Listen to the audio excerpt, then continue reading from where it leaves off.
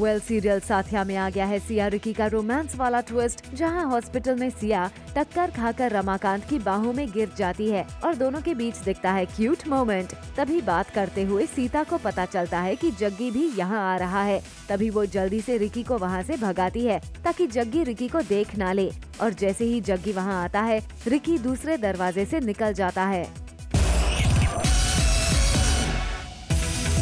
Serial भाभी जी घर पर है में आ गया है रेन डांस वाला ट्विस्ट, जहां सभी उठा रहे हैं बारिश के मौसम का लुत्फ। जहां अंगूरी कहती है कि बारिश में वो और तिवारी जी भीग कर करेंगे मजा, पर अनीता का तो कुछ अलग ही प्लान है और वो जाना चाहती है मसूरी और करना चाहती है पहाड़ों में रेन को एंजॉय। पर जब विभूति सुनते हैं कि अंगूरी का है प्लान बारिश में भीगने का, तो विभूति का भी मन डोलने लगता है मसूरी जाने से और वो करते हैं बहाना, पर अनीता ने तो बना लिया है मन जाने का मसूरी इस बार।